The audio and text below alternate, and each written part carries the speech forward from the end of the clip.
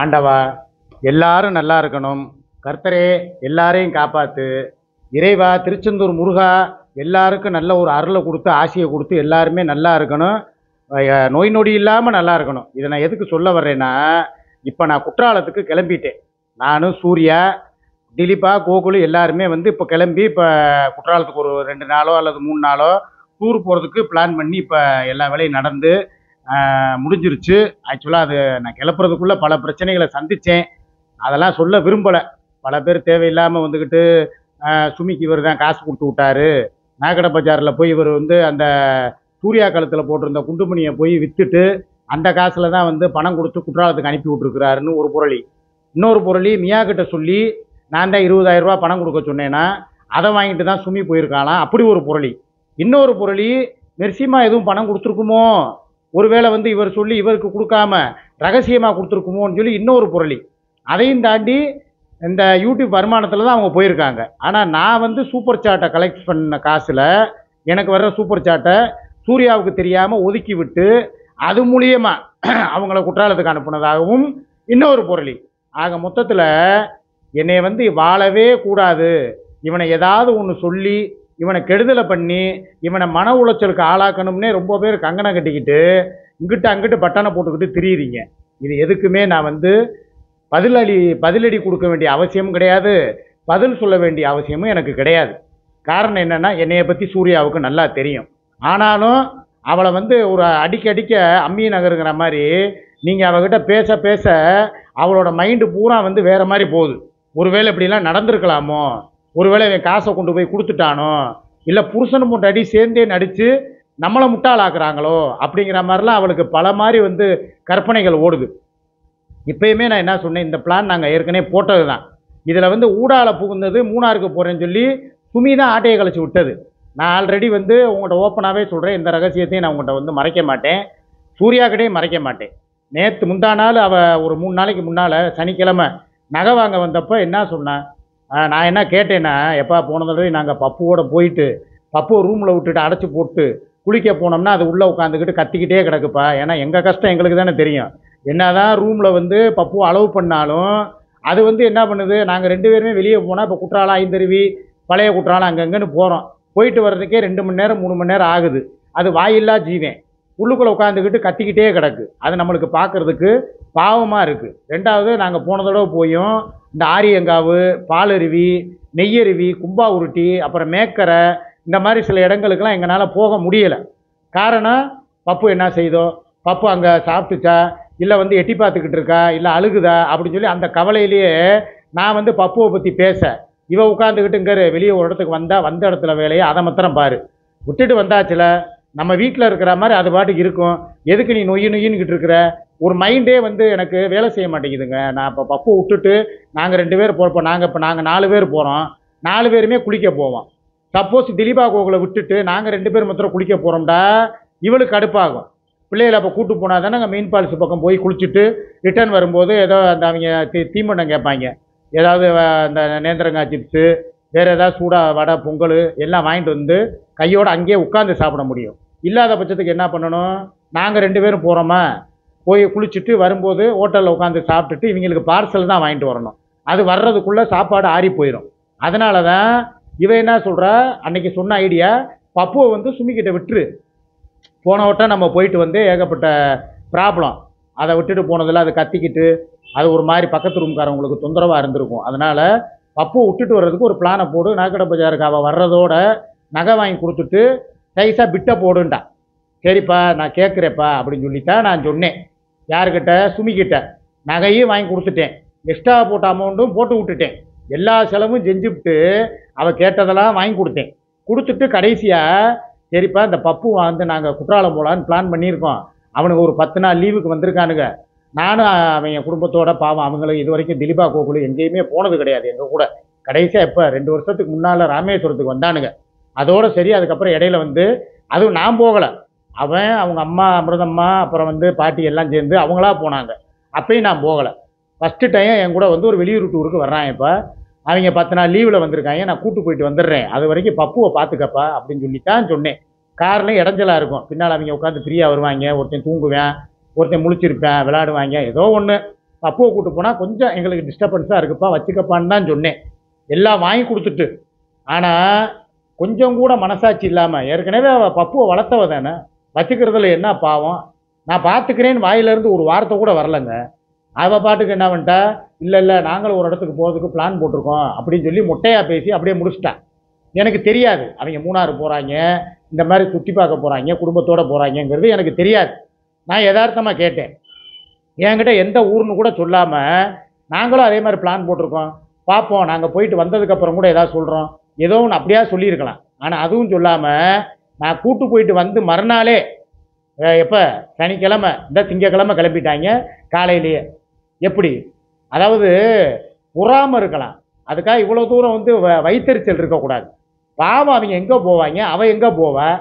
நாங்கள் 2 தடவை போயும் ஏற்கனவே குடிச்சு, அதனால் அவள் மாடியிலேருந்து குதிச்சு பல பிரச்சனைக்கு ஆளாகி நிம்மதி இல்லாமல் போனோம். குற்றாலத்துக்கு போனோங்கிற பேர் தான், ஆனால் ஒழுங்காக குளிக்கவும் இல்லை, ஒரு சந்தோஷமும் கிடையாது. சண்டை போட்டு வெட்டியாக வந்து ஒரு தடவை அவளை பின்னால் வந்து ஆம்புலன்ஸில் போட்டு வர்ற மாதிரி பின்னால் படுக்க போட்டு கூப்பிட்டு வந்தோம், நைட்டோட நைட்டாக நானும் குமரேசனும். போன தடவை போனப்போ சரியாக கூட குளிக்கலை, மன உளைச்சல், தண்ணியும் குறைஞ்சிருச்சு. இந்த வட்டம் தண்ணி நல்லா உழுகுதான். சரி, நீங்கள் தான் ஒரு பக்கம் போனீங்கன்னா சரி, ஒரு 8 நீங்கள் போயிட்டு வாங்கங்க, நீங்கள் வந்ததுக்கப்புறம் கூட நாங்கள் போகிறோம் அப்படின்னு சொல்லி சொல்கிறதுக்கு ஒரு இது இல்லையா? திடீர்னு நான் கிளம்புறேன்ன உடனே நீங்களும் கிளம்பணுமா? மனசாட்சி இல்லையா உங்களுக்கு? இப்போ நான் சொல்கிறேன், இனிமே உங்கள் கூட சேர்ந்து எந்த டூர் நான் வர தயாராக இல்லை. நேற்று அங்கே போய் உட்காந்துக்கிட்டு என்னையவே வெறுப்பேற்றுறாங்க, வீடியோ காலில் வந்து அப்படியே சுற்றி பார்க்குறாங்களாம். நாங்கள் அங்கே போகிறோம், இங்கே போகிறோம், ஷாப்பிங் பண்ணுறோம், எங்களுக்கு காசை போட்டு விடுங்க. எப்படி எனக்கு எப்படி இருக்கும்? வெந்த புள்ள வேலை பார்க்குற மாதிரி சுமி செய்கிற செயலை கேட்டுக்கங்க. நான் 10 காசு கொடுக்கல, ஆனால் மீடியா முன்னால் உட்காந்துக்கிட்டு நான் 20,000 ரூபா மியாட்டை வாங்கி கொடுத்தேன், அது போக வந்து வேறு அந்த நகையை விற்று கொடுத்தேன், என்னென்னமோ வந்து புரணி பேசியிருக்கேன் எங்களுக்குள்ள பிரிவை உண்டாக்குறதுக்கு. இது பத்தாதுன்னு போயிட்டீல, உங்கள் யூடியூப் காசில் தான் போயிருக்க, அதை வச்சுக்கிட்டு போயிட்டு வா, நான் வேணான்னு சொல்லலை. என்ன மயிரை பிடுங்குறதுக்கு என்கிட்ட நீ காசு கேட்குற? நான் வந்து உனக்கு காசு கொடுக்குற நிலைமை. அப்போ நாங்கள் எதை வச்சுட்டு போவோம்? எங்களுக்கு இந்த வட்டம் யாரும் காசும் போடலை, எதுவும் பண்ணலை. நாங்களாம் எங்கள் சொந்த காசில், பல பேர் சொல்கிறாங்க நீங்கள் மெர்சிமா கொடுத்துருக்கோம், மன்னார்குடி பொண்ணு கொடுக்கும், அப்புறம் அந்த அந்த பேர் சிங்கப்பூர் முருகேசன், அமெரிக்கா பொண்ணு அப்படின்னு சொல்லி ஆளாளுக்கு ஒரு கதையை கட்டி விடுறீங்க. இந்த வட்டம் நாங்கள் யாருக்கிட்டையுமே காசு வாங்கலை. இது உண்மையிலே சொல்கிறேன், என் பெத்த தாய் மேலே. ஆனால் இப்போ வரைக்கும் எங்களுக்கு யாருமே எந்த காசும் போடலை. எங்கள் காசில் தான் நாங்கள் போகிறோம். எங்கள் யூடியூப் வருமானத்துலேயே நாங்கள் போகக்கூடாதா? எல்லோரும் கேட்குற மாதிரி நாங்களும் தன்மானத்தோடு வாழ பழகிக்கிறோம். எங்களுக்கு நாங்கள் எத்தனை பேர்கிட்ட தான், அவங்களும் எவ்வளோ தான் எங்களுக்கு உதவி செய்வாங்க. இப்போ தான் எங்கள் அம்மாவோட பாத்தியாவுக்கு ஏகப்பட்ட பேர் அந்த பிரியாணிக்கு காசு போட்டிருக்காங்க, பிரியாணிக்கு காசு போட்டிருக்காங்க. இது போக வந்து நிறைய வெள்ளை அடிக்கிறதுக்கு வீட்டை ரெடி பண்ண,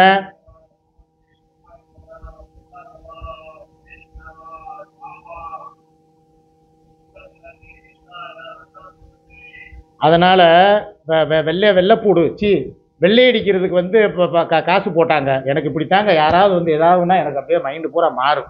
டிஸ்டர்பன்ஸ் பண்ணாலே எனக்கு பிடிக்காது. நான் எத்தனை மணிக்கு தான் வீடியோ போடணும் எனக்கும் தெரியலை. வெள்ளை அடிக்கிறதுக்கு வந்து பணம் போட்டிருக்காங்க, பிரியாணி சாப்பிட்றதுக்கு பணம் போட்டிருக்காங்க. இது போக வந்து வேறு எல்லா செலவுமே நிறையா பேர் பார்த்துருக்காங்க. பவண்டோ பாட்டிலு, தண்ணி பாட்டிலுக்கெல்லாம் செலவு பண்ணியிருக்காங்க. அதனால் நாங்கள் வந்து கிளம்புறோம். நாங்கள் போயிட்டு வந்து போகிற வழியில் ஆண்டி வேலை வந்து நான் வந்து நிறைய வீடியோக்கள் போடுறேன். இதை யாரையும் பழி வாங்குற எண்ணத்துலையோ எதுக்காகவும் நாங்கள் வந்து கிளம்பலை. நாங்கள் நல்லபடியாக போயிட்டு நல்லபடியாக திரும்பணும். அது வந்து உங்கள் கையில் தான் இருக்குது. எல்லோரும் எங்களுக்கு வாழ்த்தி அனுப்புங்க. முக்கியமாக சொல்கிறேன், தேவையில்லாமல் வீடியோக்குள்ளே வந்துக்கிட்டு போகிற வழியில் புளிய மரம், ரோட்டு ஓரத்தில் வந்து லாரி கடியில் இந்த வேலையெல்லாம் விடுங்க. நல்லதே பேசுங்க, நல்லதே நடக்கும். உங்கள் மாமா இருக்கிறதுனால தான் லைவு, உங்கள் மாமா இருக்கிறதுனால உங்களுக்கு கொஞ்சம் நஞ்சமாவது சிரிப்பாவது வருது. நான் ஒரு நல்லவன், அவங்க அதை எங்கள் கூட வர்றதும் யாரும் கிடையாது. திலீப்பா, கோகுலு எல்லாரும் வர்றாங்க, குடும்பத்தோடு போகிறோம். யாரும் எங்களுக்கு சாபம் விட்டுறாதீங்க. எங்கள் வாயில் உங்கள் வாயில் வைத்திருச்செல்லாம் நாங்கள் உழுகுறதுக்கு தயாராக இல்லை. நல்லபடியாக போயிட்டு நல்லபடியாக வரணும்னு எல்லாரும் எங்களை வாழ்த்துங்க. நாங்களும் நல்லா இருக்கணும், நீங்களும் நல்லா இருக்கணும். யாருக்கிட்டையாவது பணம் வாங்கிட்டு போனால் தானே பணம் வாங்குகிறோம்.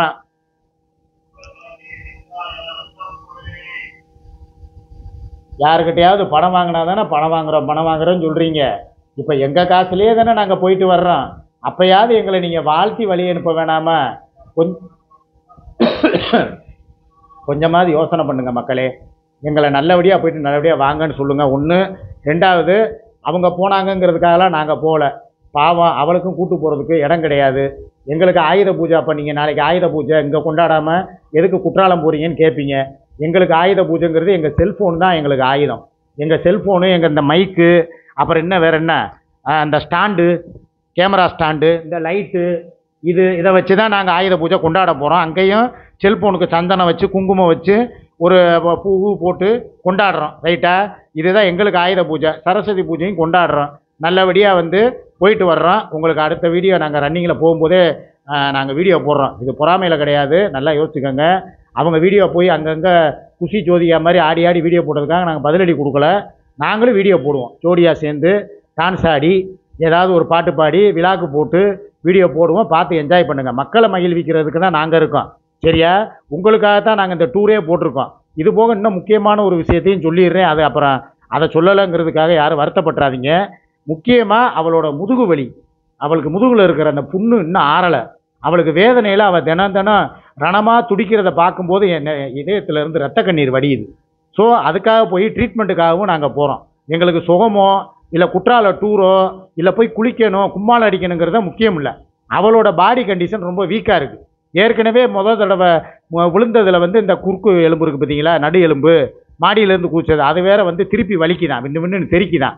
அதனால் அதுக்கும் ட்ரீட்மெண்ட் பார்த்துட்டு, தோள்பட்டையில் ஏற்பட்ட காயத்துக்கும் ட்ரீட்மெண்ட் பார்த்துட்டு, ஏதோ ஒன்று அவளுக்காகத்தான் நான் போகிறேன். முக்கியமாகவே எவ்வளோ லட்சங்கள் செலவானாலும் பரவாயில்ல, அவளை வந்து எமங்கிட்ட இருந்து மீட்டு காப்பாற்றி கொண்டு வர வேண்டியது என் கடமை. ஸோ அவளுக்கு ஏற்பட்ட வியாதிகளை குணமாக்கிட்டு நல்லபடியாக நாங்கள் வரணும்னு சொல்லி கடவுள்கிட்ட பிரார்த்தனை பண்ணுங்கள். ஆண்டவே இருக்கேன், அல்லா இருக்கார், இயேசு இருக்கார், கர்த்தர் இருக்கிறாரு, கடவுள் இருக்கிறாரு, அவுளியாக்கள் இருக்காங்க. நல்லபடியாக போயிட்டு வரோம். டேக் கேர், பாய்.